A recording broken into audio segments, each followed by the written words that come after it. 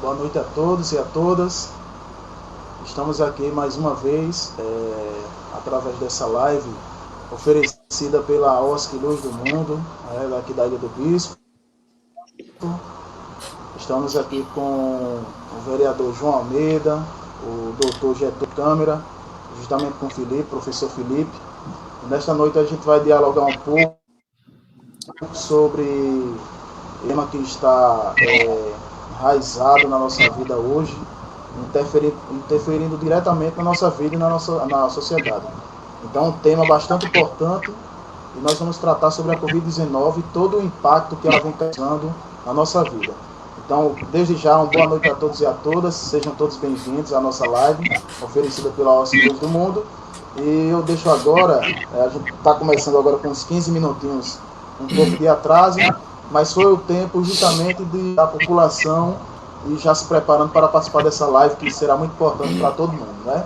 Então, boa noite, João, boa noite, doutor Getúlio, Felipe, doutor João. Boa noite, boa noite. Vereador João, pode ficar à vontade. Boa noite a todos. Boa noite, professor Maxwell, professor Felipe, boa noite, doutor Getúlio Câmara, boa noite a todos vocês que fazem a Luz do Mundo, a todos os voluntários, todos os participantes. Creio que, fora o pessoal da ONG também, da OSC, que está participando também a turma do bairro. Então, é um prazer aqui estar novamente com vocês, tá? Trazendo o nosso amigo, nosso companheiro de sempre, doutor Getúlio Câmara, um cirurgião vascular, muito respeitado aqui na Paraíba e no Brasil todo. Queria dizer, doutor Getúlio, da satisfação que tenho hoje de apresentar o senhor, não só aos meus amigos, primeiro, professor Maxwell e professor Felipe, mas para todo o pessoal da OSC Luz do Mundo, né, e a turma aí do bairro da Ilha do Bispo e 5 vizinhos. Né. Quer dizer a vocês que aproveitem bastante esse momento, é um momento ímpar, né. O doutor Getúlio é um médico muito respeitado, tem o seu tempo muito corrido e estreito para que hoje ele pudesse estar aqui justamente passando essas informações para a gente. Doutor Getúlio, eu sei que a gente já está meio cansado de ouvir tanto em Covid-19, em coronavírus, a própria televisão, ela nos informa toda hora as informações e tudo. Ultimamente, alguns, não sei, eu queria que o senhor falasse, não sei se é boato ou não, as contra-informações e desinformações da própria Organização Mundial da Saúde, tá? E dizer da importância do senhor estar aqui dizendo, nos tirando dúvida para todo mundo, porque a gente vive hoje no universo de fake news, né, de bombardeios de informações desencontradas e contra-informações, e a população ela precisa ouvir de um médico, como o seu médico experiente, né, do seu quilato, para que a gente possa tirar nossas dúvidas e ter um pouco mais de segurança, sobretudo as comunidades da periferia de João Pessoa, que tem, infelizmente, a realidade é essa, doutor Getúlio. O senhor deve saber, tem dificuldade de acesso ao próprio sistema de saúde, por que não dizer até uma conversa com o médico. Então, obrigado, eu queria que o senhor começasse adentrando nisso aí, sobre as fake news e o problema da doença como um todo. Muito bem, está entendido. Eu, primeiramente, gostaria de cumprimentar o nosso querido vereador João Almeida, agradecer ao convite, dizer que para mim é um prazer fazer parte dessa live com vocês, estar ajudando essa comunidade aí da Ilha do Bispo, ao professor Maxwell e ao professor Felipe, o apoio que deram aí na parte logística para poder realizar esse evento, muito importante para a comunidade. E dizer que essa organização tem, sem conhecê-la pelo seu próprio nome, Luz do Mundo, tenho certeza que deve desenvolver um projeto fantástico aí para a comunidade da Ilha do Bispo. Bom, eu gostaria de começar falando um pouquinho sobre a questão do coronavírus. Essa questão que o vereador João Almeida levantou sobre as contra-informações, muitas informações divergentes que a própria Organização Mundial de Saúde lançou sobre essa doença, na verdade, é quando há uma precipitação de se falar em relação a uma doença nova. O coronavírus é uma doença nova para todos nós. Então foi um desafio, não só para o Brasil, mas para o mundo inteiro, aprender de forma rápida sobre esse vírus, como ele era transmitido, sobre os sintomas que ele poderia causar na população, o impacto dele na saúde da população. Então, isso tudo foi uma corrida muito grande e está sendo ainda, na verdade. Então, na verdade, a Organização Mundial de Saúde, ao meu ver, vereador, o que ela vem fazendo? Ela vem ajustando as suas informações acerca de conhecimentos novos que surgem sobre o vírus e experiência dos países que vêm enfrentando esse problema, tá certo? Esse é o meu entendimento em relação a essas informações que surgem da Organização Mundial de Saúde.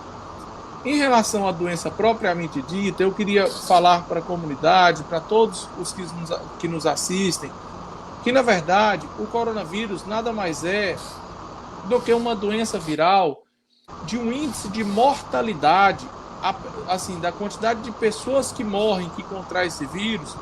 Na verdade, ele é um percentual baixo, porém, ele é transmitido muito rapidamente de uma pessoa para outra, porque o contágio é muito fácil desse vírus.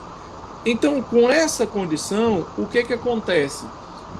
Muita gente adoece rapidamente, ou seja, muita gente fica doente de uma vez só.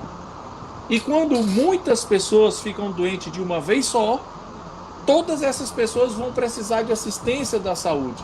E o que acontece é que a maioria dos municípios do Brasil e do mundo inteiro não tinham condições de abarcar esse atendimento para todo mundo de uma vez só. Então, daí a necessidade que os países encontraram, e aí o Brasil está incluso nisso, de efetivar esse isolamento social. Por quê? Porque era o mecanismo que se tinha até então, enquanto se preparava a estrutura de saúde de maneira geral no mundo todo. É muito importante a gente dizer também que também não é o bicho de 7 cabeças uma pessoa contrair o coronavírus. É muito comum a pessoa contrair o coronavírus, e eu queria deixar meu testemunho, vereador, como uma pessoa que já pegou o coronavírus. Eu tive coronavírus agora no final do mês de abril. Os meus sintomas a gente vai estar discutindo aqui a respeito deles e as condutas que a gente deve fazer. Mas eu tive coronavírus, infecção por coronavírus agora no final de abril. Passei 14 dias isolado na minha casa, com sintomas leves, sem necessidade de atendimento médico nessa fase que eu tive o coronavírus, a não ser na fase inicial no qual eu fui fazer o diagnóstico. E a gente vai debater sobre isso aqui com vocês agora há pouco. Então eu vou aproveitar o meu caso. Vocês me ouvem bem aí, vereador? Estão me ouvindo bem? Ok, se tiver algum problema com o meu microfone, vocês me dêem um sinal. Tá tranquilo o áudio, tranquilo demais. Eu vou aproveitar o meu caso para poder dar o exemplo para a população como proceder caso aconteça a contaminação de algum de vocês ou de algum parente de vocês. O primeiro sintoma que, no meu caso, eu senti foi moleza no corpo. Eu tive uma fraqueza no corpo, eu tive muita dor no corpo, tive febre só durante 2 dias, tosse eu quase não tive, e tive muita dor no tórax, no peito, na parte de trás. O meu primeiro sintoma que eu tive foi dor de cabeça e dor no corpo. Quando eu tive esse sintoma, o que eu fiz? Eu já me isolei da minha família, de contato dos meus parentes, para que os meus parentes não pegassem caso eu confirmasse a presença do coronavírus. Que é o que eu aconselho cada um de vocês que estão nos assistindo, que se você começou sintomas gripais, seja dor de cabeça, febre, dor no corpo, coriza no nariz, tosse, o aconselhado é que vocês se isolem dentro de casa, de forma que isolar o seu copo de uso pessoal, o seu prato, o seu garfo e faca, para que você não tenha contato com seus familiares, para que outros não peguem dentro da sua casa. Feito isso, existe um contato da própria Secretaria de Saúde que estava disponibilizando, vereador João, e aí eu confesso que Como eu liguei na época, foi final de abril, eu não sei como é que está agora essa situação, mas acredito que eles ainda estejam fazendo. Existem distribuição na cidade de pontos de coleta desses exames dos pacientes suspeitos. Então, eu fiz o contato com a secretaria agenda a coleta do exame, e a gente vai falar sobre o diagnóstico dos três principais. São as três principais formas de diagnóstico dessa doença disponibilizada para a população. O primeiro é o suave nasal. O que é o suave nasal?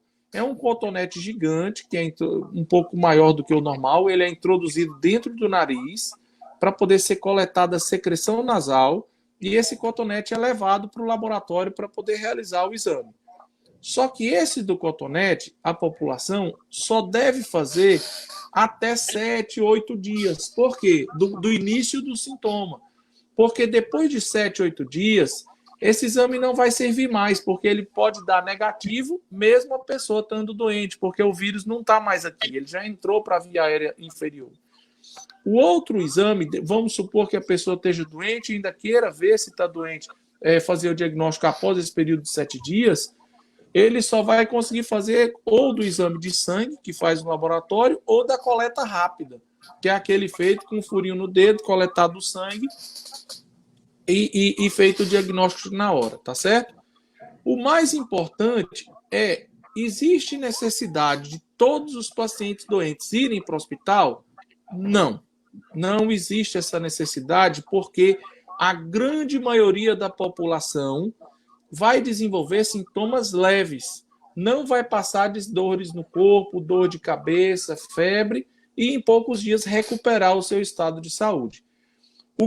A grande importância da procura do serviço de saúde é principalmente para os sintomas que agravam, para os pacientes diabéticos, hipertensos e os pacientes que começam a sentir mal-estar, falta de ar, não consegue andar porque tem muita dor no corpo, sintomas que se agravam. Esses sintomas que se agravam, eles precisam ser avaliados por um médico e depois disso feito o tratamento aconselhado pelo médico do posto de saúde ou pela UPA, enfim, de onde for referenciado, tá bom?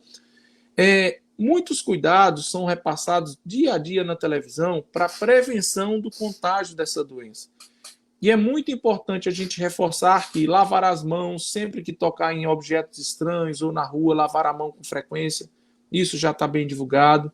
Cuidados quando tossir e espirrar, de não fazer a tosse nem o espirro direcionado para objetos ou para pessoas e fazer uma contenção ou com o braço, ou com o lenço, ou com outro objeto que você tenha próprio para isso. Evitar tocar o rosto na rua, porque você pega nas estruturas, anda de transporte coletivo, pega no corrimão de uma escada e depois leva a mão no rosto. Então, aquele vírus que está depositado nessas estruturas, você pode pegar e, ao levar a mão para o rosto, você vai estar levando o vírus à sua via respiratória e se contaminando. Importante manter a distância entre as pessoas. Se você precisar ir numa casa lotérica para fazer algum pagamento ou mesmo para pegar algum benefício nos bancos e em outras agências, importante você manter a distância entre as pessoas para que, caso uma pessoa esteja contaminada, ela não te contamine nessa proximidade, caso você fique. Abraços e beijos, cumprimentos mais próximos das pessoas devem ser evitados nesse período, principalmente com pessoas fora do seu convívio familiar, porque há uma possibilidade de transmissão entre as pessoas dessa doença. Um cuidado muito especial que deve ser dado, e eu reforço muito isso quando falo com as pessoas sobre o assunto, é o celular. O aparelho celular hoje é um grande instrumento de disseminação de doenças infecciosas, bacterianas, virais, fungo. E hoje, no auge desse problema do coronavírus, o celular tem que ser tratado com muito cuidado, porque ele é manipulado na rua, toda hora a gente precisa estar falando, passando uma mensagem. Então, a higienização dele com álcool deve ser feito a todo momento e principalmente quando chegar em casa. Aliás, sobre chegar em casa, é muito importante que você reserve um cantinho na sua casa para que você possa deixar o seu calçado e assim que você chegar da rua, para depois de você fazer a sua higienização pessoal, tomar seu banho, higienizar o seu celular, esse calçado ou você deixa em algum cantinho reservado para isso, ou então você pegue posteriormente para fazer a higienização desse calçado antes de entrar dentro de casa. Manter os ambientes de casa ventilados é muito importante. Ao invés de deixar a casa fechada ou com o uso do ventilador, e principalmente nesse tempo de chuva, a gente ter um momento nos intervalos do período de chuva que a gente consiga abrir as janelas da casa e tentar fazer com que esses ambientes tenham uma exposição ao sol o máximo possível. Aliás, o vírus ele dura muito pouco tempo, segundos a minutos, quando exposto diretamente ao sol. Então, as roupas de cama, os aparelhos que você usa, o aparelho celular, por exemplo, quando você estiver tomando sol, é muito importante que você deixe essa luz solar entrar no seu dia a dia. Agora, vamos colocar uma condição. Você adoeceu.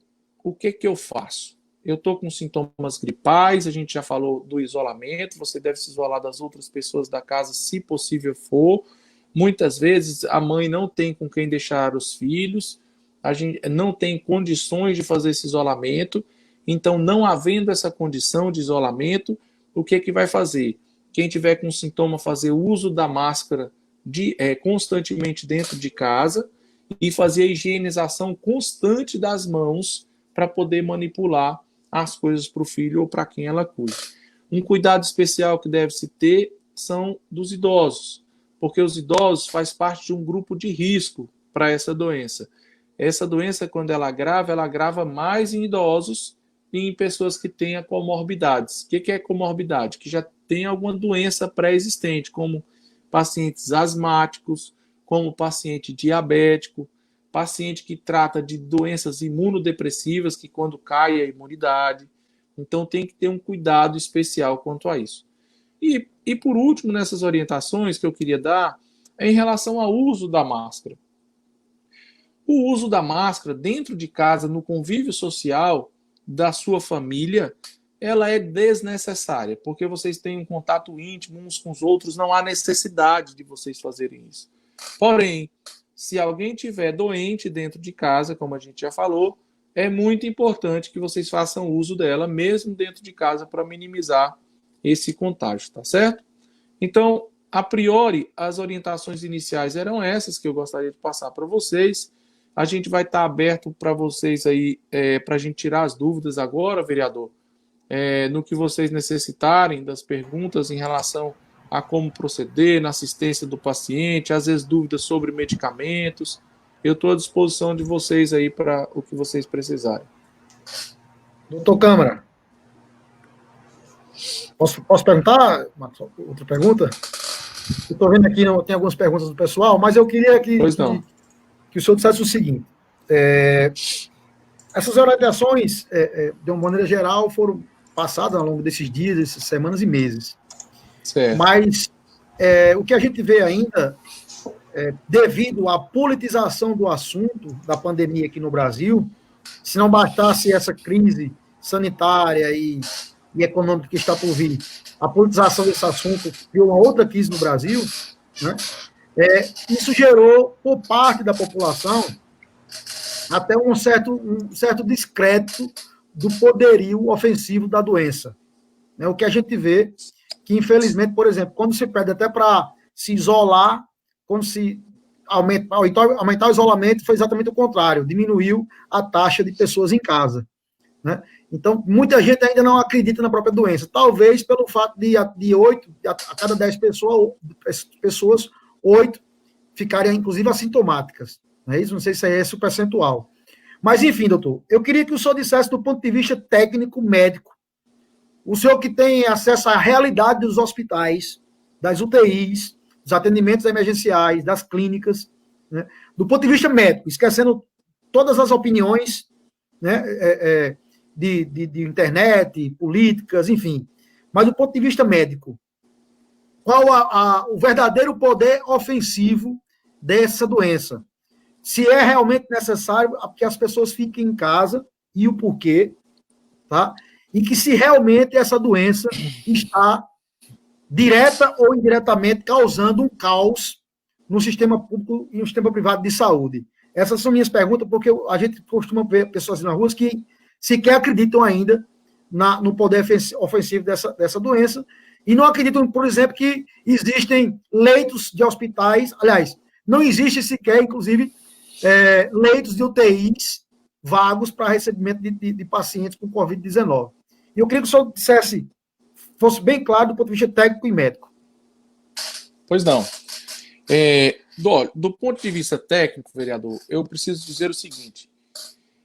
A doença realmente ela tem um potencial de abalar uma estrutura de saúde caso alguma medida não seja tomada, como, por exemplo, uma delas é o isolamento. Se a gente tivesse uma estrutura hospitalar gigante aqui em João Pessoa, vamos supor que a gente tivesse leito de UTI sobrando, leitos de enfermaria sobrando dentro do município, nós não precisaríamos isolar ninguém, porque nós teríamos aqui, vamos supor, 10 vezes a quantidade de hospitais que a gente tem dentro de João Pessoa, vamos supor um exemplo, a gente não precisaria isolar ninguém. Por quê? Porque para quem agravasse, teria o leito suficiente para poder atender essas pessoas na demanda de enxurrada, como a propagação do vírus ela é de enxurrada, porque é um vírus altamente transmissível. Agora, por conta dessa estrutura, não só de João Pessoa, mas do Brasil, do sistema público de saúde, que já por si só é superlotada, houve a necessidade desse isolamento da forma como foi feita. Agora, se você me perguntar, vereador, qual é o momento que a gente está pronto para poder abrir novamente o mercado, abrir novamente a circulação das pessoas, é um ponto que muitas vezes não é fácil você definir. Por quê? Porque o trâmite da contabilidade dos doentes, ele não é um trâmite fácil de administrar e vem sendo feito, inclusive, com muita dificuldade pelos órgãos de saúde, que foi uma vez ou outra, a gente vê na imprensa agora, por exemplo, o Ministério da Saúde sendo criticado pela forma da mudança da contabilidade da doença.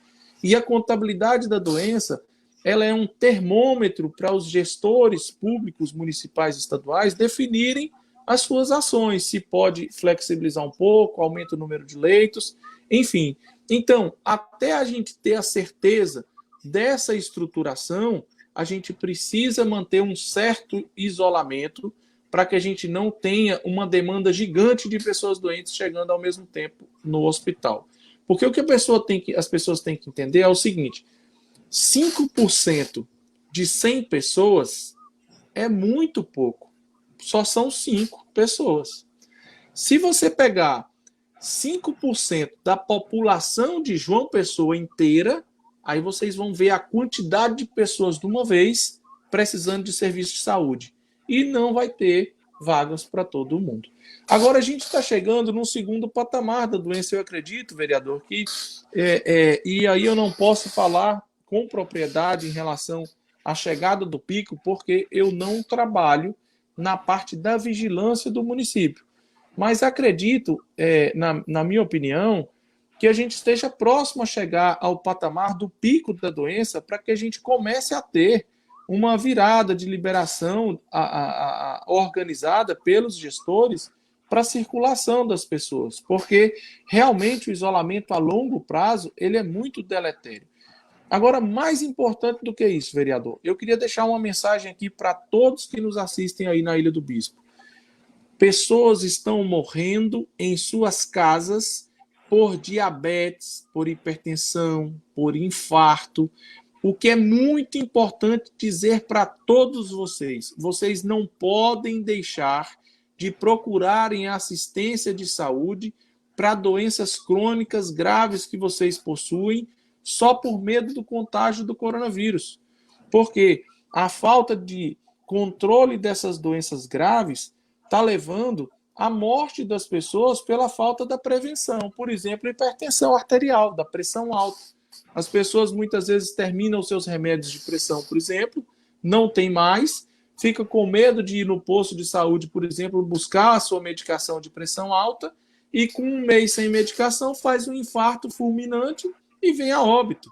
Então, é muito importante a gente dizer que, apesar desse isolamento todo, a gente não pode esquecer das outras doenças que são fatais: hipertensão arterial, cigarro, diabetes, AVC, e essas doenças existem prevenção ou controle delas. Então, esse controle não pode deixar de ser procurado pela população, vereador. É muito importante que as pessoas procurem manter essa manutenção pelo risco que elas oferecem também, talvez maior do que a do contágio pelo coronavírus, tá bom?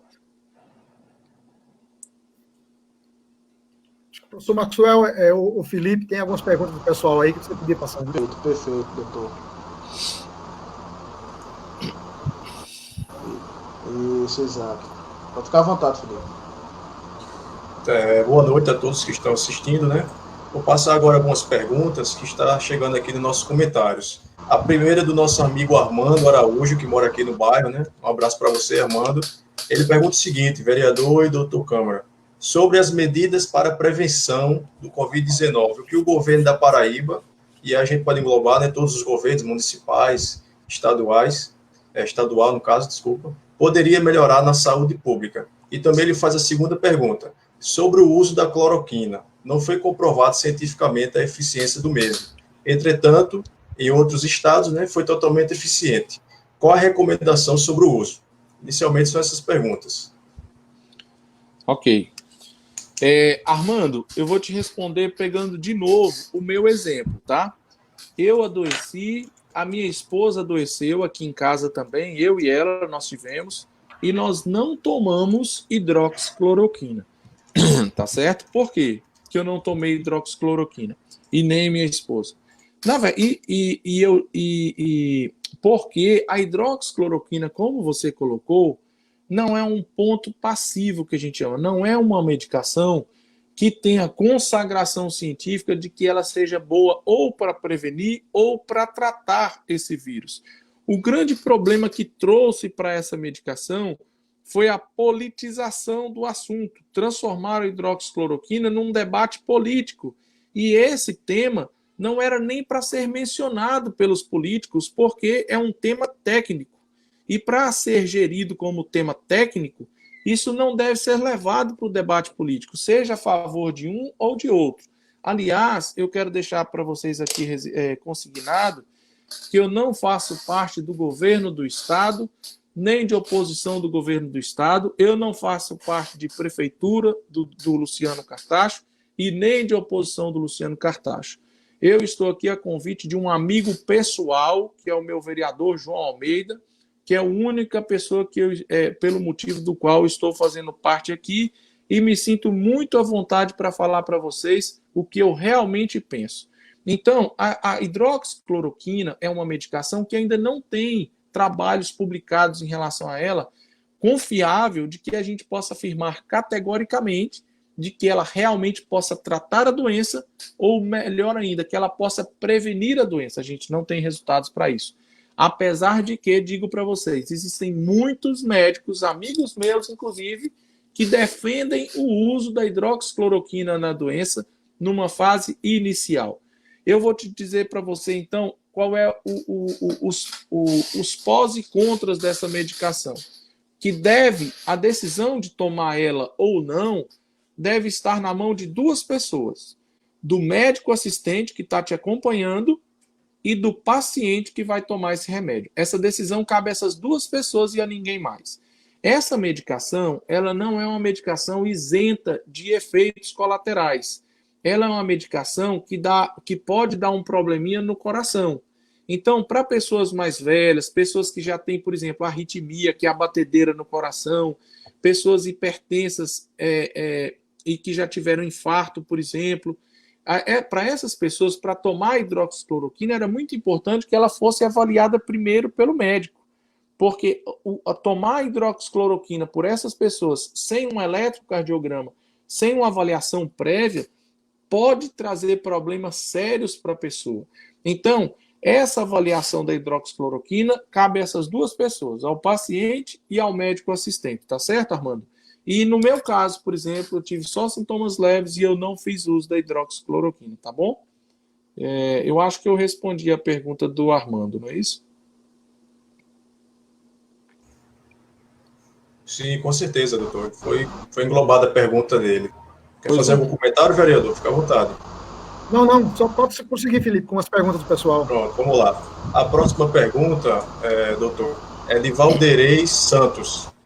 Pergunta o seguinte: boa noite, moro em Brasília e minha cunhada testou positivo, mas o esposo dela e filhos não. Qual o risco de eles pegarem a doença? Valdeirês, eu queria dizer para você o seguinte: se a sua cunhada está positivo e os familiares dela estão com contato direto com ela dentro de casa, eu lhe digo que tem grande chance desse exame ter sido errado.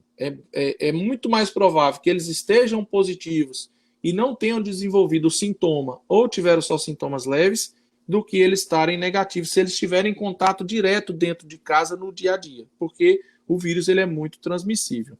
Então, o que eu sugiro é, se ele já está positivo, seu cunhado, e ele já passou da fase de virulência, que a gente chama de replicação viral, da fase de transmissão viral, que é após os 10 a 14 dias, com segurança 14 dias, ele já estando assintomático, ele pode voltar para o convívio normal dele, familiar, porque ele já não vai transmitir mais.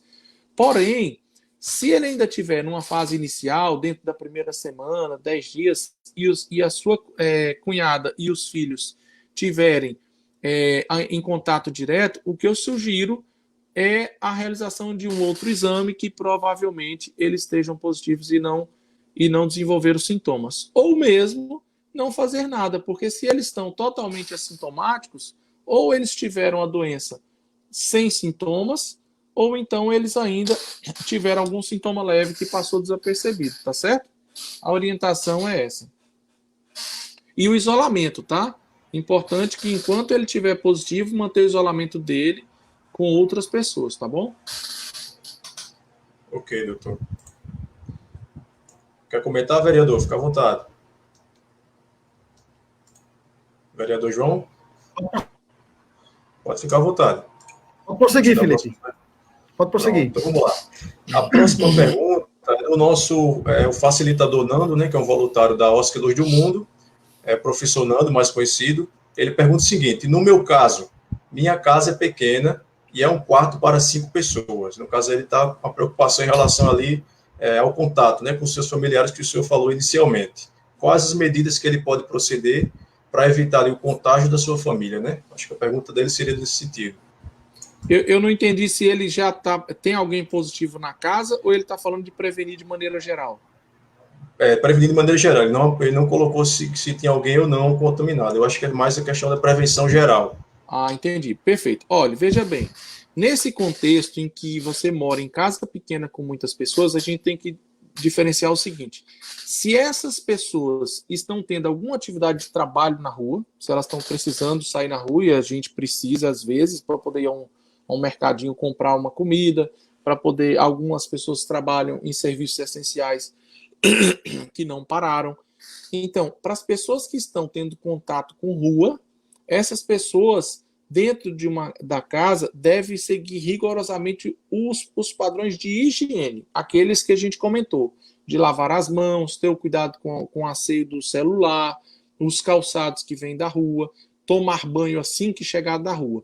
Fora isso, no contato domiciliar entre os familiares, é muito difícil você fazer uma contenção desse vírus caso tenha alguém contaminado num único cômodo. Porque se você está num único cômodo com 5 pessoas, é muito difícil que isso não seja transmitido, tá certo? É muito difícil. Mas aí vai ficar realmente só as orientações da higiene pessoal, tá bom? Agora, importante dizer que se dentre essas 5 pessoas tiver alguém com um fator de risco, um idoso, por exemplo, uma pessoa que tenha deficiência de saúde, diabetes, né? Era interessante avaliar a possibilidade dessa pessoa da família ir para outro ambiente, procurar um outro ambiente em que ela não ficasse em contato com o restante dessas pessoas, principalmente tendo contato na rua. Agora, se forem todos jovens, né? Se não tiver ninguém com comorbidade dentre essas pessoas, aí é apenas seguir as orientações de higiene pessoal, tá bom? Ok, doutor. Posso prosseguir com as perguntas? prosseguir, Felipe. Fica só você aí as perguntas, para interagir com o pessoal. Beleza. A próxima pergunta é o seguinte, o nome é Almir Contente. Ele pergunta o seguinte, quem já pegou o Covid-19 pode pegar outra vez? Essa é a dúvida dele. Almir, essa é uma pergunta que até a Organização Mundial de Saúde ainda investiga no mundo inteiro. Por quê? Porque a gente ainda não teve casos de recidiva da doença em pessoas que já tiveram contágio uma vez, tá? Então, o que acontece é que, como é uma doença nova, por exemplo, tem uma doença, tá?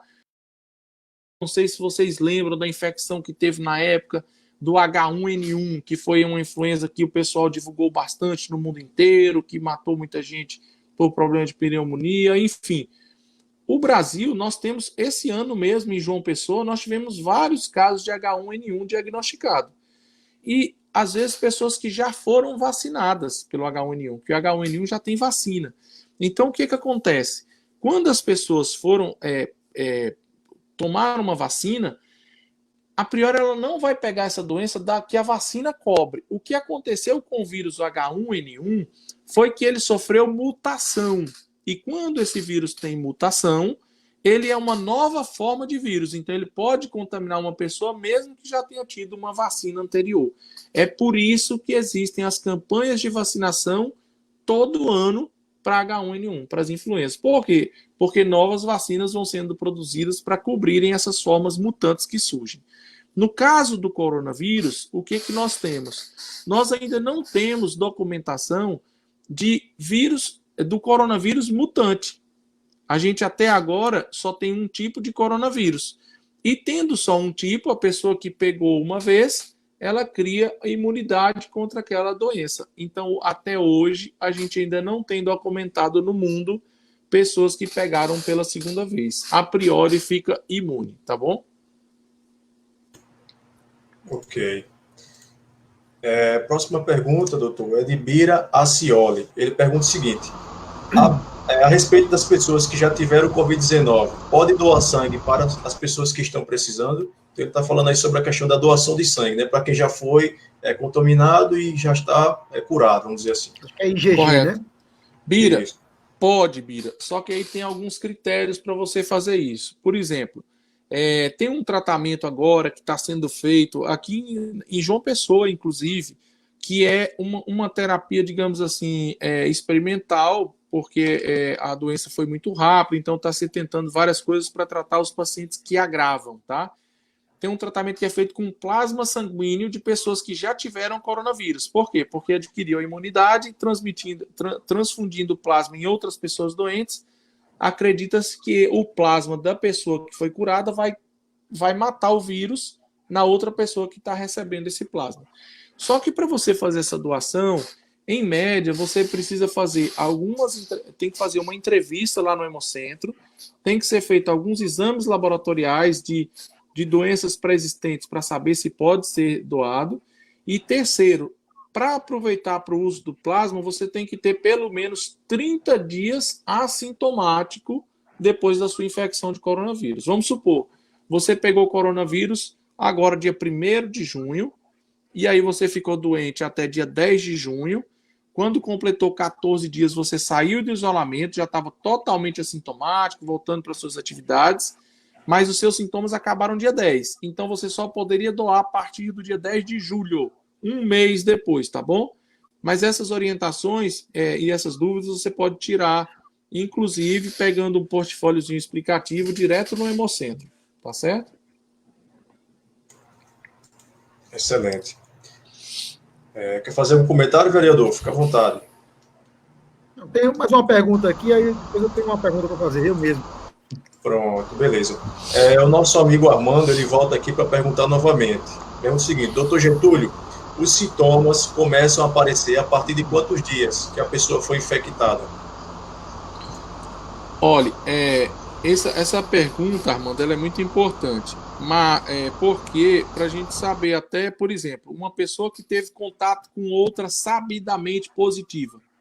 Depois de quanto tempo eu sei se eu não peguei, por exemplo, só pelos sintomas, digamos assim, apesar de você poder ter a forma sintomática? Em tese, de 7 a 10 dias. A maioria das pessoas desenvolve até 7 a 10 dias, tá certo? 10 dias é o ponto final que a gente diz de incubação. Há alguns trabalhos mostrando até 14 dias. Mas na maioria das pessoas, elas desenvolvem a doença entre 3 e 7 dias. É na fase inicial, numa fase precoce após a exposição. Uma pessoa que foi colocada em exposição com outra pessoa contaminada, por exemplo, ela começa a ter os sintomas entre 3 e 7 dias, nesse intervalo. Tá bom? Perfeito. Fica à vontade, vereador. Pode falar. Eu estou vendo aqui algumas perguntas, eu acho que é de Gilberto Nascimento, e a pergunta dele faz algum sentido, porque acho que envolve a maioria das pessoas, devido à dificuldade de acesso e à rede de saúde, inclusive também a questão de medicação. Né? Certo. Ele fala aqui de uma pessoa que está com sintomas, mas se nega a ir ao hospital para fazer o tratamento, com medo, inclusive, de pegar ou evoluir sua doença. E também faz um comentário que ele próprio está gripado durante o dia e faz uso da laranja. Acredito que seja por conta da questão da vitamina C. Mas, enfim, essas duas perguntas têm muito a ver com a minha. Na realidade da população, do nosso dia a dia, é o que eu já lhe disse. Os ônibus estão parados, a dificuldade de ter acesso a medicamentos. O que é que o senhor indicaria, do ponto de vista preventivo, para com alimentação, ou até tipo de medicamentos, ou vitaminas, enfim. A vitamina C, a vitamina D, seriam medicamentos ou vitaminas que poderiam aumentar a nossa imunidade, seriam preventivos, ou esse tratamento aí imunológico, através da própria alimentação, sem ser farmacológica, ela tem a condição da gente orientar essas pessoas? Olha, o que acontece? A prevenção para o coronavírus medicamentoso, a gente ainda não tem nenhum trabalho mostrando efetividade nesse uso, tá certo? O que é importante é a gente saber o seguinte, é que não só para o coronavírus, mas, por exemplo, outra doença muito incidente no Brasil, na nossa população, é a tuberculose, por exemplo. E a tuberculose, ela é uma doença altamente oportunista em ser desenvolvida em pessoas que estão com a imunidade deprimida, com deficiência da imunidade, tá certo? Então, para pessoas que têm dificuldade de alimentação, não têm muitas vezes a oportunidade de consumir alimentos ricos em vitamina C, em complexo B, como carne, vitamina C, vitamina D, derivados de leite, enfim. Para quem tem uma alimentação deficiente, o suplemento vitamínico, ele vem muito a somar para poder contribuir com o fortalecimento da sua imunidade. Agora, para pessoas que têm alimentação normal, faz uma boa alimentação balanceada, essas vitaminas não são necessárias. E a gente está falando isso não é para combater diretamente o coronavírus, é para a gente fortalecer o sistema imunológico, que é o sistema que a gente tem no sangue que faz a nossa defesa contra os bichinhos pequenos, tá bom? Então, é nesse sentido. Outras medicações para prevenção, como a hidroxicloroquina mesmo, como a ivermectina, que já mencionaram, a azitromicina, não são medicamentos, até agora, comprovados que sejam orientados pelos órgãos responsáveis como uso preventivo, tá bom? Porque ainda não tem comprovação sobre isso. Perfeito. Agora, muito importante a gente colocar, vereador, que entra aí aquilo que eu havia comentado anteriormente, que é a questão do controle rigoroso do diabetes e da hipertensão, por exemplo. As doenças de base, as doenças crônicas, essas doenças, o paciente não pode ter receio de procurar assistência de saúde para manter essa doença sob controle, porque senão a pessoa vai ter uma complicação gravíssima da falta de controle do diabetes, da hipertensão, por exemplo, e muitas vezes vai falecer de problema grave de coração e nem contrair o coronavírus. Então, o coronavírus ele não pode ser impeditivo de você manter controlada a sua doença, tá bom? Ok. Há uma ansiedade da população, da maneira geral, sobre a questão do fim do isolamento social, né? Do fim da quarentena, a famosa quarentena. Isso. E as pessoas, elas ficam nessa ansiedade, sobretudo aqueles que necessitam diretamente sobreviver, né, com o seu comércio aberto, enfim, ambulantes, e etc, etc. Então, eu não vou fazer nenhuma pergunta ao doutor Câmara, mas eu vou já me adiantar. Uma vez começada a flexibilização, uma vez liberada, mesmo que seja em seccionais, o comércio e a livre circulação das pessoas, eu quero que vocês entendam que essa liberação não vai mudar o status quo da nossa situação de higiene e cuidado. Perfeito. O vírus não vai ser eliminado de uma hora para outra, de uma maneira mágica. Então, existe sim, apesar da facilidade de contaminação desse vírus, existe sim um percentual de pessoas muito grande ainda que não se contaminaram. Então, uma vez, não é isso, doutor Câmara? É isso aí, uma vez perfeito. sendo liberada, seja pelo prefeito, seja pelo governador, o fluxo e a liberação do comércio, a gente tem sim que se manter com nossas medidas pessoais de higiene, o uso da máscara, a questão da higiene das mãos, ao chegar, ao sair de casa, sempre que puder lavá-las, a questão do álcool em gel, se não tem álcool em gel, o álcool líquido. Então, essas medidas de prevenção, de higiene, medidas sanitárias, elas não vão acabar. Que fique bem claro isso. As pessoas estão achando que de uma hora para outra nós vamos voltar à vida normal, como vivíamos aqui em novembro de 2019. E não vai ser dessa forma. A gente vai voltar a circular pela cidade. Porém, todavia, mantendo as mesmas orientações de higiene sanitárias que estão sendo passadas hoje. Né? Porque você, infelizmente, a gente não pôde, e acredito também que não poderá, testar todo mundo. Então, nessa inviabilidade de testar todo mundo, vai ter muita gente ainda que não foi testada, e, infelizmente, a gente não sabe, como o doutor Getúlio Câmara já falou, a gente não sabe qual vai ser a reação das pessoas. Tem gente idosa que pegou e não sentiu nada, inclusive. E gente jovem, com 30 anos, que é um caso de um médico cardiologista de São Paulo, 32 anos de idade, com a vida aparentemente saudável, pegou e veio a óbito, faleceu esse jovem de 32 anos. Tem pessoas que, né, crianças, bebês, idosos, que pegam e não sentem nada. Né? Infelizmente, é uma doença ainda muito misteriosa que a gente não sabe especificar nem o remédio qual é da prevenção ou o remédio para tratamento. Não temos ainda vacina, enfim. A gente vai, se Deus quiser, dentro em breve, voltar às atividades normais. Acredito que já estamos próximos a isso, né, doutor Câmara? Com certeza, eu também acredito que a gente esteja voltando proximamente. Exato. Nós estamos aí voltando às atividades normais, mas que fique bem claro, né, que os cuidados com a nossa higiene eles têm que serem mantidos. E, sobretudo, em lugares que têm dificuldade, inclusive, a saneamento básico, né? Tem pessoas que moram, como é o caso aí de Nando, que moram em ambientes pequenos, com muita gente. Esses cuidados eles têm que ser mantidos para a proteção nossa e de nossa família, que a gente ama. Exatamente. Perfeito. Vamos lá, mais perguntas? Mais pergunta aí. Vereador. Nosso amigo Eduardo Pedrosa pergunta o seguinte: o uso dos medicamentos no início dos primeiros sintomas não seria o mais correto?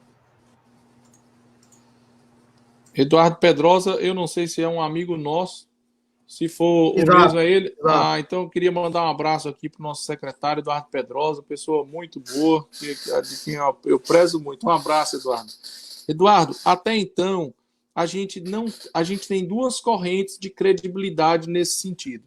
A gente tem uma corrente que está muito vinculado ao acompanhamento dos trabalhos científicos, que até agora não nos mostra com certeza se existe efetividade no uso precoce desses medicamentos para diminuir replicação viral, tá bom? Para poder diminuir, digamos assim, a potencialidade dessa doença quando infectar a pessoa.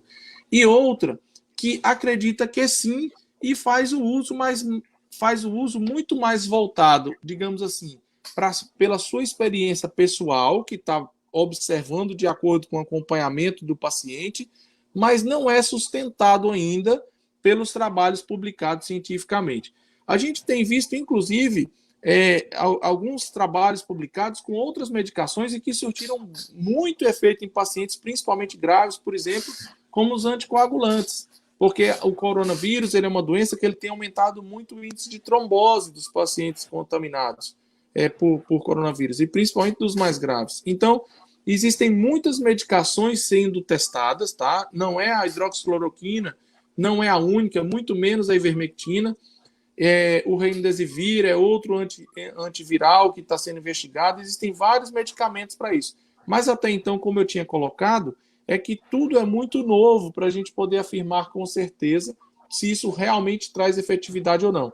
E isso talvez a gente manterá essa incerteza até o segundo semestre desse ano, o final do segundo semestre, que é a nossa expectativa da chegada da vacina, que é o que realmente, efetivamente, vai fazer grande diferença na população do mundo inteiro, que é o desenvolvimento da vacina para fazer a vacinação em massa e aí sim sobreguardar a população, inclusive, mais exposta à doença, que são as que possuem fatores de risco, tá bom? Um abraço, Eduardo. Fica com Deus, meu irmão. Tem uma pergunta aqui, Felipe, vou ler por você, pode ser, né? Doutor Getúlio, é de Armando Araújo.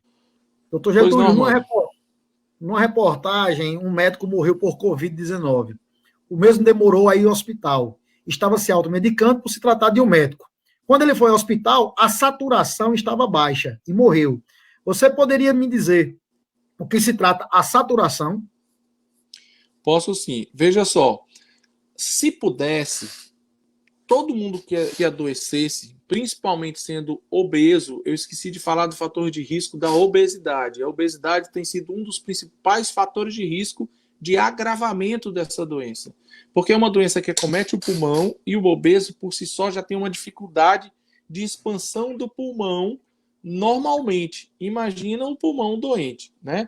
Então, veja só, essa questão da saturação, Armando, é o percentual de oxigênio no sangue do paciente. Isso é medido por um aparelhinho chamado de oxímetro de pulso.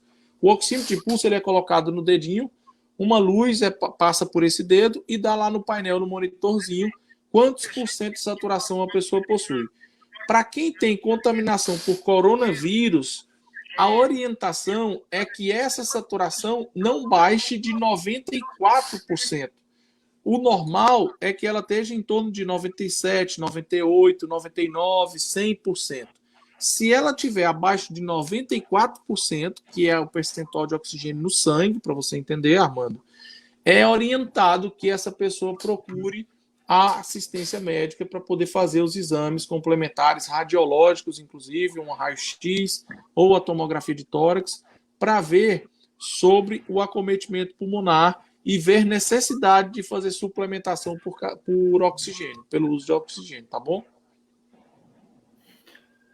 Vou fazer um comentário, se me permite, sobre a intervenção do nosso amigo Eduardo Pedrosa, o nosso secretário da Desenvolvimento Social, né, nosso querido Dudu. Doutor Getúlio no começo falou, e eu também ratifiquei, sobre o problema seríssimo da politização desse assunto, né? O brasileiro é incrível, tem esse problema que a gente está passando, não bastasse a gente enfiou política nele num momento totalmente impróprio. Mas, enfim, sobre a questão da medicação, quando usá-la, né, a prevenção, se no começo dos sintomas, etc, etc. Sobre a questão da cloroquina. Eu não sou médico, mas eu gosto muito de analisar os números, entendeu? E entendendo um pouquinho de número, há um consenso, inclusive na OMS, e quem é contra a OMS, nos médicos do mundo todo, que 80% das pessoas, elas são assintomáticas, né? Então, há esse consenso, que a grande maioria adquire o coronavírus, mas nada sente, né? Não expressa nenhuma manifestação de doença. Então, o que acontece? Se a cada 10, 8 não sentem nada, a gente só vai trabalhar no espaço amostral de 2 pessoas a cada 10. No mundo todo, em todo lugar do mundo, onde foi aplicado ou não a hidroxicloroquina, a cloroquina ou outros medicamentos diversos, tá? Onde foi aplicado ou não tratamento preventivo, o índice de mortalidade ele sempre variou entre 5% a 10%. Então, tem uma média aí em torno de 7% mundial. Tá? Então, é essa a indagação que eu faço. Se existisse uma fórmula mágica, né, a medicina tivesse aí um entendimento e por política, por qualquer tipo de outro interesse, não tivessem seguindo, e essa fórmula mágica seria, por exemplo, utilizada hoje na cidade de Nova York, no estado de Nova York. Né? Nova York é a cidade, é escritório do mundo. Né? Lá não falta dinheiro. Né? Hoje, os Estados Unidos ele já começa a abrir, né, em vários estados, mas em Nova York ainda está instalado aí o isolamento, a quarentena. Então, o que eu estou querendo dizer com isso? Ora, se Nova York, o escritório do mundo, onde lá não falta muita coisa, lá é um centro econômico, que não falta dinheiro e estrutura, lá eles estão sofrendo até hoje, e o índice de mortalidade é muito grande ainda, varia, chega perto dos 10%, eu não posso, de maneira leviana, politizar um assunto aqui no Brasil e dizer que a cloroquina, ou o uso ou falta do uso dela, vai salvar ou deixar de salvar um paciente. Tá? Então, eu estou falando aqui de números. Tá? Não estou adentrando aí na meritocracia da eficiência do remédio. Então, eu quero dizer às pessoas que, infelizmente, na minha humilde opinião, o que ainda temos de maior arma é a prevenção, é a higiene, né? São esses cuidados que o doutor Getúlio, no começo, nos falou, porque, infelizmente, por mais que a gente tenha acesso ou não às medicações, nós vamos aí ficar na vala da sorte, para estarmos aí nos 80% que vão ter a doença e não vão sentir nada. Os outros 20%, infelizmente, independentemente de medicamentos, vão precisar, sim, do atendimento médico e talvez até o atendimento médico hospitalar. Essa é uma fala que eu queria dar, doutor Getúlio. Perfeito. Não sei se eu falei uma besteira. Não, está perfeito. Está perfeito. E somando a isso aí, só reforçando, é aquilo que eu comentei. O que vai fazer o grande diferencial dessa assistência às populações no mundo inteiro é a vacina.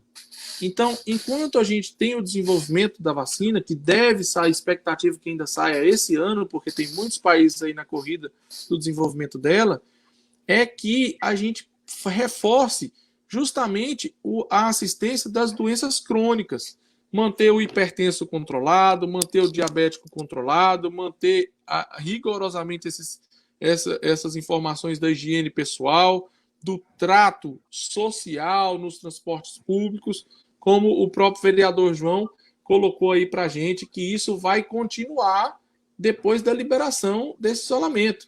A preocupação vai continuar, ou seja, essa é uma mudança de paradigma que talvez a gente passe a incorporar por muitos e muitos anos aqui na nossa sociedade brasileira e no mundo inteiro, tá bom? E é uma mania bacana, né? A higiene ela é sempre bem-vinda, né? Não só para a prevenção do Covid.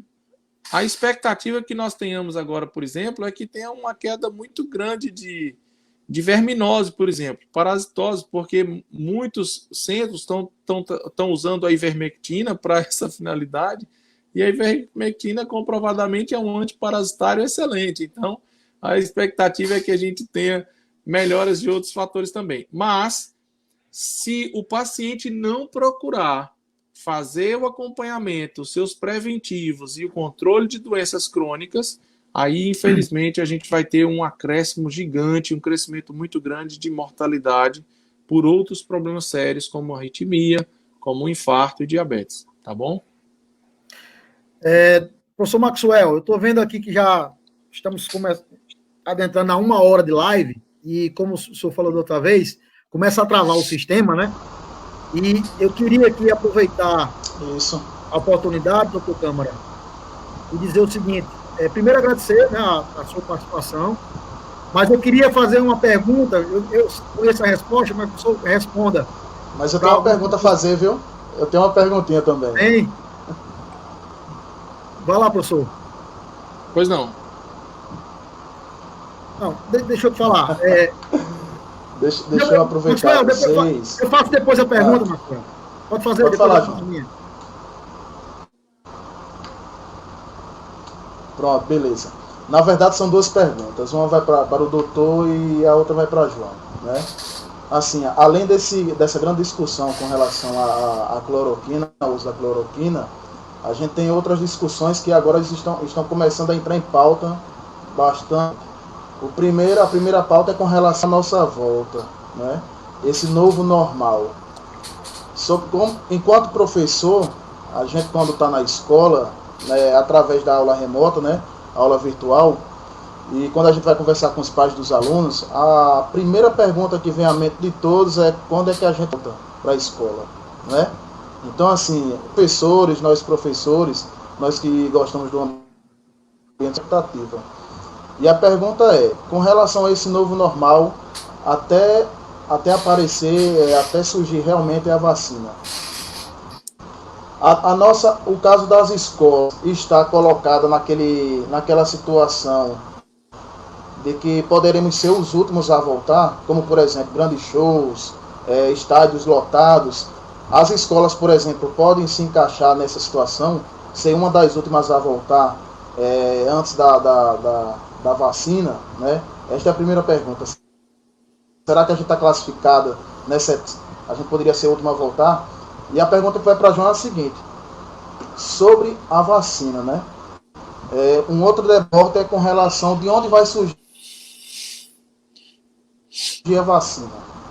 Vai surgir na Europa, Brasil, na maioria dos países estão a todo tempo, 24 horas, em busca da cura, né? Em busca da vacina. Aí a pergunta que vem é, João, será que nós temos o risco, devido a todo esse debate ideológico e político, será que nós estamos no meio ou no último da fila com relação à recepção dessa vacina? Será que a gente pode ser prejudicado com relação a isso? Né? Devido a todo esse debate que a gente pode perceber no âmbito federal e mundial? Acho que é isso. Entendi, professor.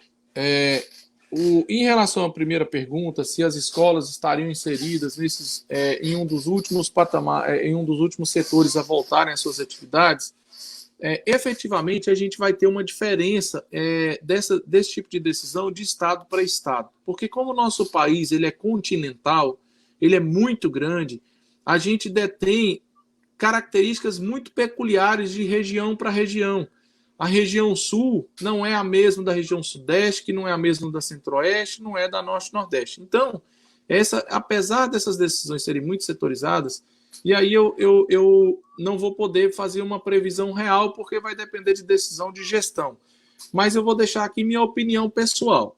A minha opinião em relação a isso é que, primeiro, as escolas elas não possuem o principal fator de risco das pessoas que frequentam as escolas, porque são pessoas mais jovens, são pessoas que, teoricamente, estão num fator de risco menor para o contágio dessa doença.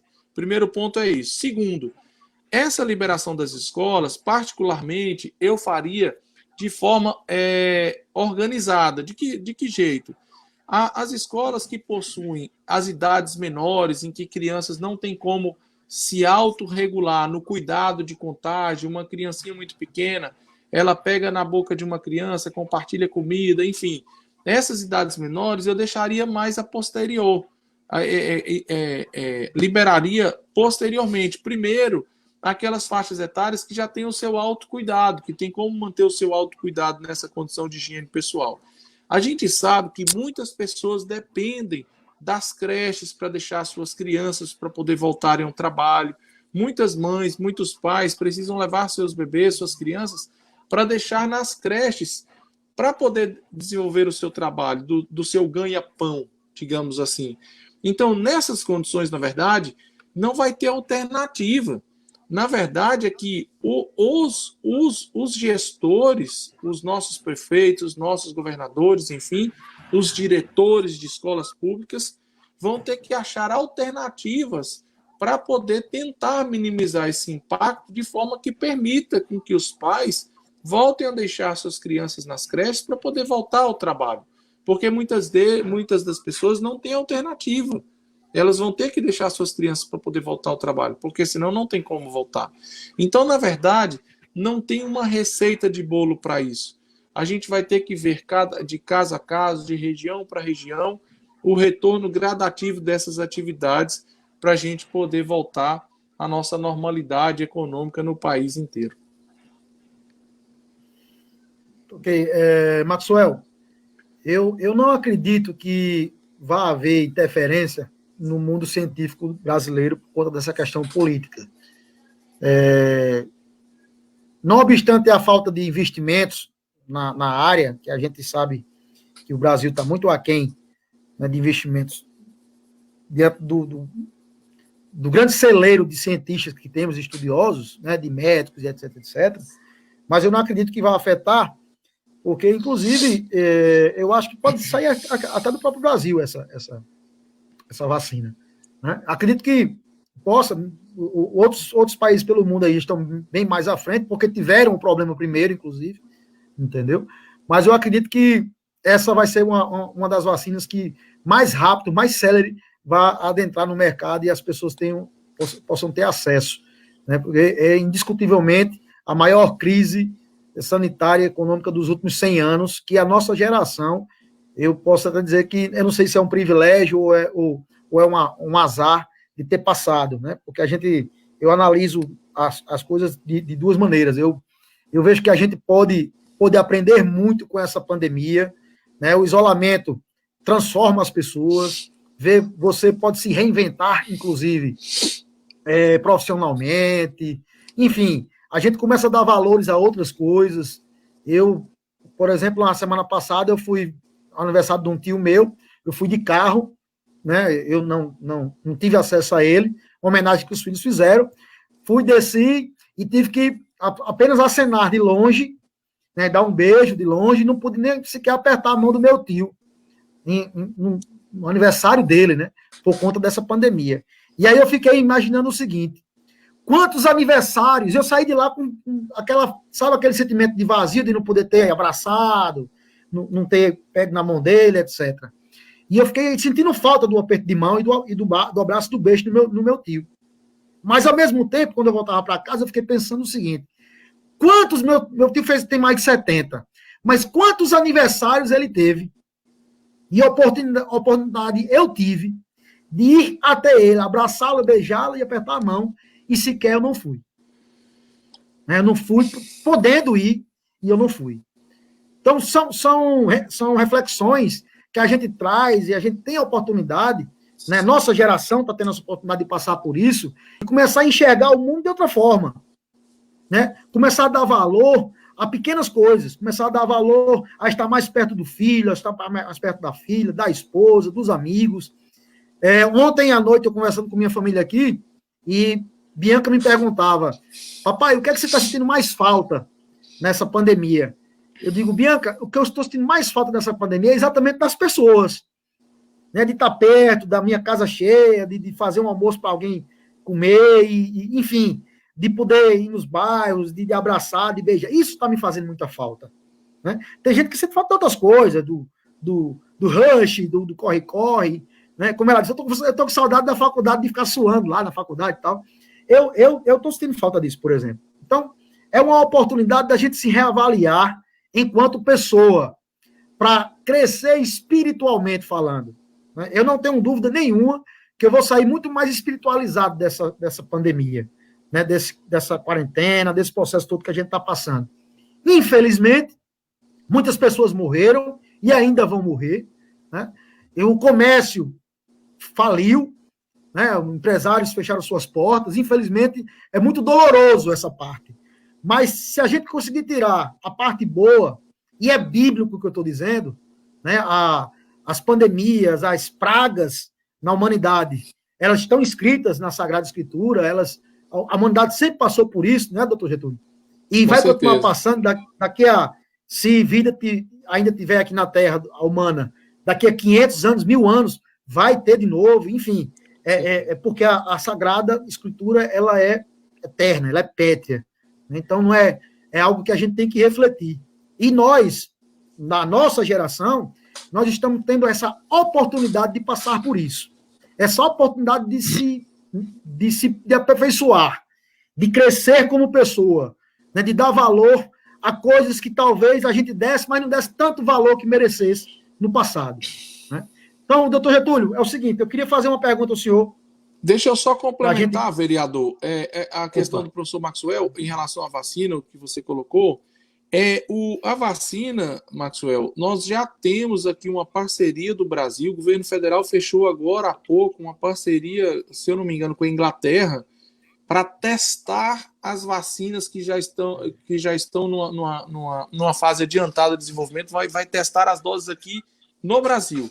E pessoas já estão sendo cadastradas para isso. Então, essa testagem no Brasil, eu não tenho essa informação com certeza, mas eu acredito que o Brasil deve ter fechado alguma reciprocidade para poder estabelecer esse teste aqui no Brasil. Como, por exemplo, olha, a gente se submete a testar essa vacina aqui no Brasil, mas a gente se torna prioritário na compra dessa vacina quando desenvolvida. Então, eu acredito que, concordo com o vereador aí, eu acredito que não vai ser nesse viés político essa distribuição, não. Eu vou responder uma pergunta aqui de Armando, e depois fazer a pergunta do doutor Getúlio. O Armando ele pergunta aqui quais são as medidas mais eficazes que o governo poderia fazer para o combate ao coronavírus. Armando, eu queria dizer o seguinte a você, meu amigo. Primeiramente, boa noite. Eu, sem querer tomar parte de nada, mas eu tenho que entender que as medidas, elas estão sendo tomadas na sua dosimetria de cada estado, na realidade de cada cidade, na realidade financeira de cada cidade e cada estado. A medida está sendo tomada. Por exemplo, uma das medidas que eu achava que era interessante ser tomada, Armando, era o teste em massa. O teste rápido em massa. Por quê, vereador?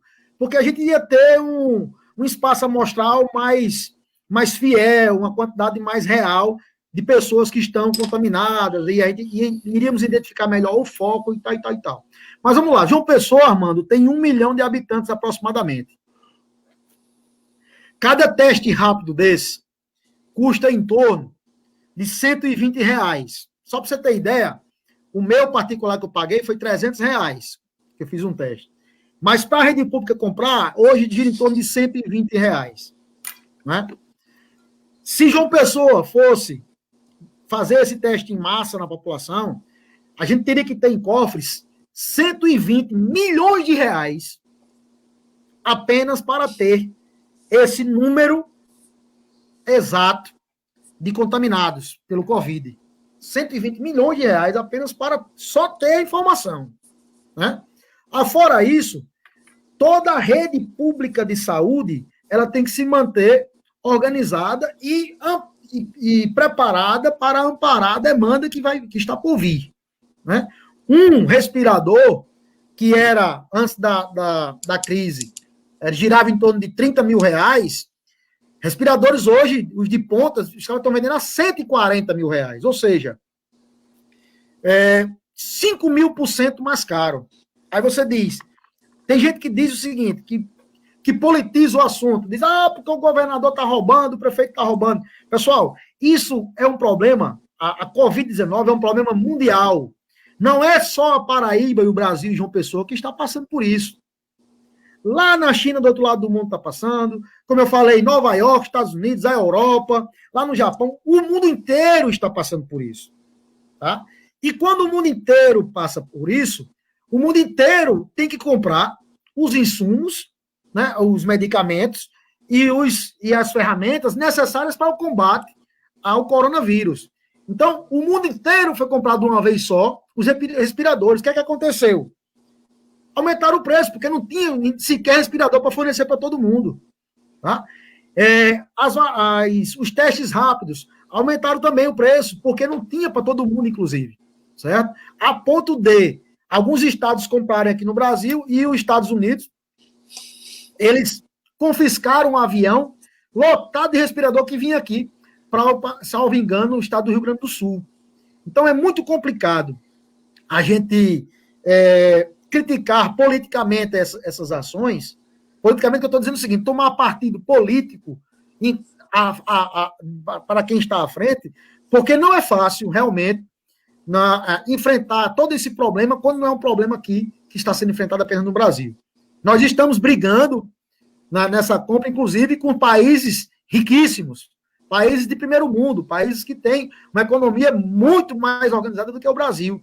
Né? Então, estamos aí nessa luta, nessa concorrência desleal da aquisição desses produtos.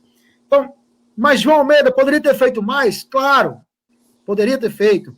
Mas eu não vou estar aqui fazendo política, nem entrando no ramo, como eu disse, da crítica apenas por crítica. Não é a crítica destrutiva que eu digo. A crítica construtiva é aquela que você critica e dá uma sugestão para melhorar. A destrutiva é aquela que só critica e critica com o intuito de denegrir. Apenas isso. Então, vamos sair dessa esfera, que isso aí não constrói e não contribui para o que a gente está passando. O que eu acredito que a gente, nesse momento, Armando, a gente tem que deixar política de lado, tem que esquecer aqui que quem está falando é um vereador, aqui é um amigo que está trazendo um médico, juntamente com os professores, para que a gente possa, em clima de união, unir as forças para sair o mais rápido possível disso e de maneira sadia. Tá? É dessa forma que eu quero enxergar essa nossa passagem por essa pandemia, que eu tenho certeza que a gente vai passar, se Deus quiser, rápido, e a gente vai olhar para trás, como eu disse, olhando apenas as coisas boas do que a gente aprendeu de bom. Doutor Getúlio, a gente está aqui já mais de uma hora conversando, mas como eu disse ao senhor, nós estamos falando para algumas pessoas de um bairro que tem, muitas vezes, a dificuldade de ter acesso ao sistema público de saúde, a dificuldade de conversar com o médico, e etc, etc. Muitas vezes, dificuldade, inclusive, de ter acesso ao medicamento, ao próprio medicamento. Eu queria fazer uma pergunta que o senhor respondesse para todo mundo. O senhor está aí, foi divulgado que o senhor é angiologista e cirurgião vascular. Né? Então, eu queria que o senhor respondesse para o pessoal aqui o que é ser um angiologista, o que é ser um cirurgião vascular, tá? E o que o senhor pode, aproveitando sem querer aqui explorar tanto da sua boa vontade, mas já que a gente conseguiu trazer o senhor aqui para essa live, se o senhor pode contribuir conosco, doutor Getúlio, para que seja nesse ambiente aqui virtual, poder consultar, tirar dúvidas da população e contribuir com esse pessoal que, como eu disse, tem tanta dificuldade de ter acesso até as informações, avalie a figura de um médico presente que possa consultar, que possa orientar, que possa medicar. Então, essas minhas perguntas, doutor Getúlio, o senhor possa responder. Aí, nesse finalzinho, se alguém quiser aí fazer qualquer tipo de pergunta inerente à sua especialização médica, tá? Eu gostaria que o senhor tivesse uma paciênciazinha e pudesse responder, ou em outra oportunidade, se prontificasse aqui, porque, como o senhor disse, aqui essa OSC Luz do Mundo, existe muita boa vontade envolvida, muita luz envolvida, e esse grupo aqui veio para ficar. Ok, vereador. O angiologista e o cirurgião vascular, ele é o profissional médico especializado em tratamentos de patologias de problemas dos vasos no corpo. Problemas, por exemplo, como veias varicosas, aquela úlcera varicosa, que é aquela ferida que surge na perna em virtude daquelas veias dilatadas na perna, obstruções arteriais de carótida, aneurismas arteriais, confecção de fístula, por exemplo, aqueles pacientes que são submetidos à hemodiálise e precisa colocar uma fístula no braço para poder conseguir fazer hemodiálise, enfim. Linfedema, que é aquele inchaço crônico na perna que as pessoas possuem. Ele é o profissional responsável por tratar das patologias que surgem em todos os vasos do corpo, com exceção da cabeça e do coração, tá certo? Essa é a função do angiologista e do cirurgião vascular. Em relação à contribuição, vereador, você sabe que para mim é sempre um prazer poder ajudar dentro da nossa possibilidade. O que eu faço, a sugestão é que o serviço público, ele é sempre gerenciado por uma distribuição ordenada pela prefeitura. Então, o que acontece? Se você tem algum problema vascular, varizes calibrosas, úlcera varicosa, o meu conselho é que vocês primeiro peguem o seu encaminhamento da sua unidade básica de saúde no seu bairro, para que com esse encaminhamento você consiga ser referenciado para a especialidade. Depois dessa referenciação, a gente desenvolve um trabalho, vereador, lá no Hospital Padre Zé, que a gente faz tratamentos de úlceras varicosas, de veias varicosas lá no serviço, com tratamento de espuma e acompanhamento de pacientes ultrassonográficos por ultrassonografia venosa lá no serviço. A entrada lá no serviço está vindo referenciada da prefeitura mediante esse encaminhamento. Por isso que eu estou orientando que faça essa avaliação na unidade básica de saúde de vocês para pegar essa referência para vascular, porque com ele você consegue fazer o agendamento no nosso serviço lá no Hospital Padre Zé. Tá certo? Doutor Getúlio, obrigado pela informação. O senhor falou aí tecnicamente, mas enfim, é a famosa varize, né? Que o pessoal chama na perna das mulheres, né? Varize, exato. Aquelas varizes grossas que pode virar ferida na perna. Pronto. Eu queria que o senhor respondesse a seguinte pergunta. Eu conheço o trabalho que o senhor faz lá no Hospital Padre Zé. O senhor faz esse trabalho, inclusive, há muito tempo, tratando pacientes que sofrem aí, como eu falei, da vulgo varizes, né? Das pernas, principalmente as mulheres, né? Que tem uma facilidade maior de ter esse problema de varizes. A incidência é maior nas mulheres. Exato. Eu sei que o senhor tem uma clínica particular e é um médico muito bem conceituado e tudo, dá palestra pelo mundo inteiro. Mas eu queria perguntar o seguinte, o senhor tem sua clínica particular aqui no setor da praia e trabalha lá no Padre Zé. Padre Zé. Eu faço a seguinte pergunta. A dona Maria, lá da Ilha do Bispo, que não tem plano de saúde, que não tem dinheiro para pagar consulta particular, e tem uma varize na perna, sofre com esses problemas de varize e tal. Uma vez ela procurando o doutor Getúlio Câmara, lá no Padre Zé, ela terá acesso à mesma tecnologia, ao mesmo atendimento médico, se ela tivesse dinheiro e fosse na sua clínica particular? Não teria. Eu vou te falar por quê, vereador. Porque no que tange ao tratamento de espuma, sim. A qualidade é a mesma, inclusive a minha dedicação é a mesma para os pacientes. O que eu me refiro a não é porque lá no serviço público a gente não tem à disposição os mesmos equipamentos que a gente tem na rede privada. Por exemplo, uma termoablação, um tratamento de safena que antigamente a gente fazia arrancando a safena, hoje em dia a gente passa um cateterzinho dentro dela e queima essa veia por dentro, sem fazer nenhum corte, por exemplo. Essas tecnologias, elas não são acessíveis no SUS, infelizmente não são. Mas no que tange aos tratamentos possíveis de serem feitos pela espuma de polidocanol, que é um mecanismo altamente versátil, que a gente consegue tratar muita coisa por meio dela, com certeza vai ter a mesma assistência de qualidade que eu presto no meu serviço particular, com certeza, tá bom? O senhor poderia dizer o que é esse tratamento de espuma das varizes? Esse tratamento, é um tratamento de ponta? É um tratamento de ponta. O tratamento de espuma a gente, na verdade, usa essa técnica desenvolvida por uns colegas da Itália, e que a gente usa no mundo inteiro para poder tratar varizes que antigamente eram tratadas por meio de cirurgia. E como é que é isso? A gente pega um medicamento, que é um remédio, transforma ele num tipo de espuma e injeta essa espuma dentro da veia doente.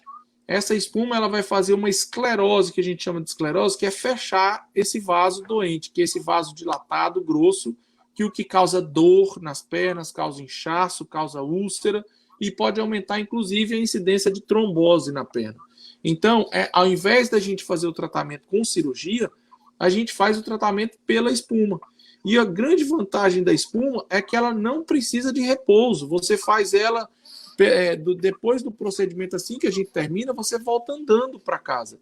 e isso tem, inclusive, diminuído bastante as filas do SUS em espera de cirurgia de varizes, entendeu, vereador? Essa é uma técnica muito boa, porque tirou, inclusive, muita gente das filas do SUS, esperando 2, 3, 5 anos à espera, e muitas vezes nem conseguiu a vaga para poder ser submetido à cirurgia, tá certo? Muito bacana, bacana. Bem, professor Maxwell, 1h30, e aí começa o pessoal que está na internet, começa a travar o sistema, né? Tem algumas considerações a fazer, doutor Câmara? Nós temos aqui A consideração que a gente pode fazer, vereador, é que a gente pode fazer a gente pode combinar uma contribuição que eu posso dar aí para a sua ONG lá na Ilha do Bispo. A gente pode combinar um dia de irmos até a comunidade e a gente pode conseguir um local de saúde em que a gente possa fazer avaliação desses pacientes, por exemplo, portadores de úlcera varicosa lá dentro da Ilha do Bispo. A gente pode ir lá para fazer a avaliação deles, fazer o rastreio desses pacientes e, de repente, tentar incluí-los dentro desse tratamento para a gente poder dar uma qualidade de vida melhor para essas pessoas, para que elas voltem às suas atividades de trabalho normais, tá bom? Bacana. Eu queria agradecer essa participação, doutor Getúlio, né? Eu acho que ficou bem claro da sua intenção. Eu sei do seu tempo, o seu tempo é corrido. Quero agradecer ao professor Maxwell, ao professor Felipe, a todos que estão até agora na live nos assistindo. Eu espero ter contribuído, né, de uma forma saudável para tirarmos algumas dúvidas e inclusive bater um papo, né, interagir com o pessoal, né, e dizer, doutor Getúlio, que para nós é uma grande satisfação, certo?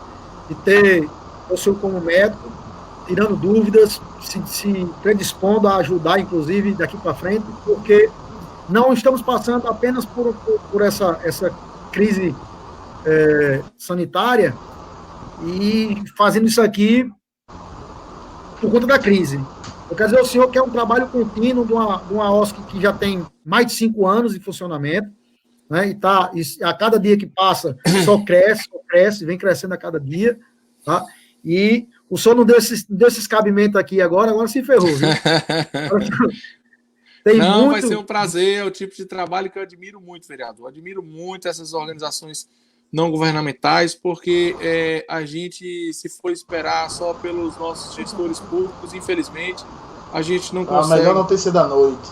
A gente não consegue assistir a quem precisa, enfim. A gente vai combinar sim. A gente só precisa achar o local adequado.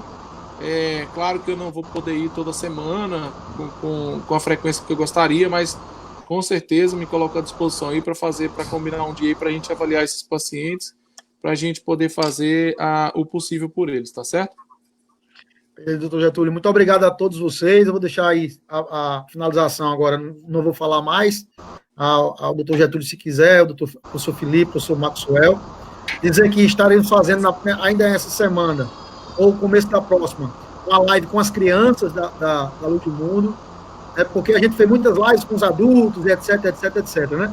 Mas as crianças ficam só escutando ali os pais, interagindo e falando, e eu combinei com o Dani, para que a gente fizesse uma live, né, uma reunião aí virtual, apenas com as crianças, que elas, para que eu possa interagir, que a gente possa falar besteira, e que elas esperam, que elas possam fazer os pedidos de sonho de cada um, enfim, que a gente possa interagir com as crianças, porque elas, discutivelmente, podem ser as que estão mais sofrendo com esse problema todo que a gente está passando. Eu quero fazer um convite a todas as crianças aí que fazem parte da Luz do Mundo para participarem dessa nossa live. No mais, eu quero agradecer, como eu disse, agradecer a Deus a oportunidade, que a gente saia dessa pandemia maior, que a gente cresça espiritualmente falando e possa se renovar como pessoa, tá, para os próximos anos que virão. Eu acho que tudo na vida tem um sentido, não cai uma folha de uma árvore aqui na Terra se não for por ordem ou por consentimento do Pai Celestial, de Jesus Cristo, de nosso Deus. Tá? Então, tudo que estamos passando tem um sentido. Tem um sentido. como alguém já falou, morrer, todo mundo vai morrer um dia. Né? Isso é uma questão cronológica apenas. Né? Esse dia a gente não pode escapar. Mas que se pessoas tiveram que antecipar essa data por conta desse Covid, tem que ter algum sentido maior. Se pessoas não podem sair nas ruas por conta desse Covid, tem que ter algum sentido maior. Aí esse sentido, eu acredito que seja um sentido positivo a que essa geração está passando e que a gente possa, como eu disse, olhar por esse viés, esquecer as picuinhas, as miudezas, amar mais e dar valor às pequenas coisas, dar valor às coisas, aos gestos simples que hoje a gente está sentindo tanta falta. Então, muito obrigado a todos, até a próxima, fique com Deus e boa noite.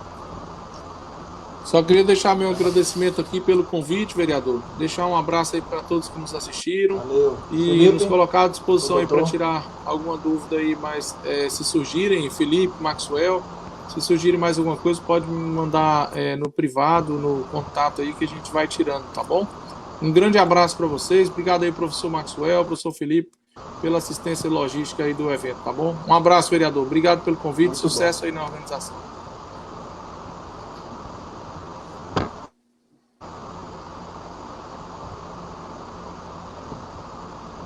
Felipe, vai dar uma boa noite, dispensar. Só agradecer, né, ao vereador João Almeida mais uma vez, né, brilhante explicação. Também ao doutor Câmara, que nos ofereceu aí um amplo conhecimento da medicina no que se refere ao Covid e outras áreas. E também a você, Marcelo, por conduzir mais uma live brilhante e a todos da Nossa Luz do Mundo, né? Até a próxima e, se Deus quiser, nós vamos sair dessa. Vamos ficar em casa para ele passar, né? O Covid-19. Se Deus quiser. Pronto, então é isso. Os protagonistas da noite hoje foram o vereador João Almeida, juntamente com o doutor Getúlio. Muito obrigado, doutor Getúlio, por dar essa live. E com certeza a nossa Ilha do Bispo agradece e saiu perfeitamente bem.